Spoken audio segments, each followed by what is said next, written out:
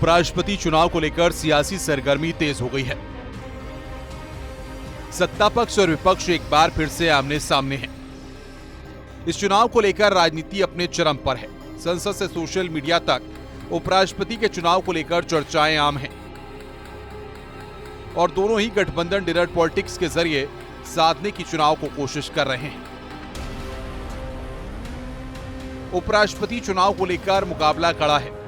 NDA से CP Radhakrishnan और India block के बी सुदर्शन रेड्डी उम्मीदवार हैं।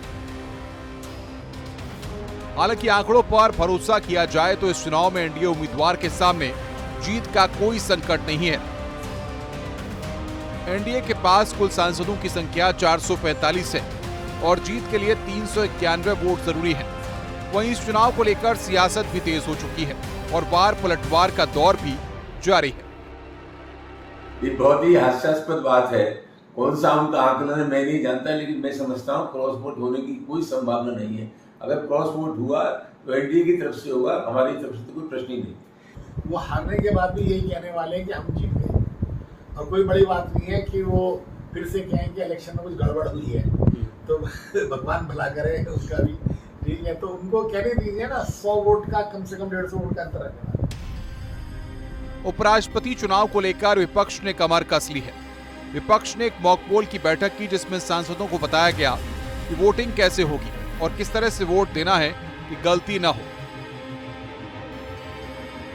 उपराष्ट्रपति के चुनाव के लिए जो भी महत्व के मुद्दे हैं उनके ऊपर गौर किया गया और यहाँ तो सभी परिचित हैं क्योंकि सभी पार्लियामेंट मेंबर्स हैं, लेकिन फिर भी छोटी छोटी भूल भी आपका जो वोट रहता है वो वोट डिस्क्वालीफाई हो सकता है।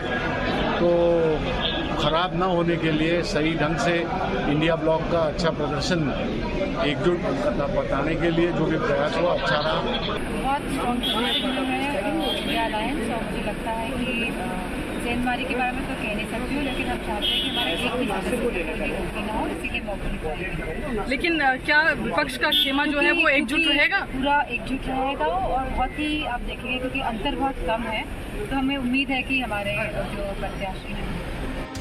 भारत के 15वें उपराष्ट्रपति के चुनाव की तैयारियां पूरी हो चुकी हैं। इसके लिए मतदान कल होगा और नतीजे भी कल ही घोषित किए जाएंगे। सुबह 10 बजे से लेकर शाम 5 बजे तक वोटिंग होगी और 6 बजे से वोटों की गिनती शुरू हो जाएगी। उपराष्ट्रपति जगदीप धनखड़ ने 21 जुलाई की देर शाम अचानक स्वास्थ्य कारणों का हवाला देते हुए उपराष्ट्रपति पद से इस्तीफा दे दिया था। इसकी वजह से यह चुनाव हो रहा है। Bureau report, news 18, UP Uttarakhand.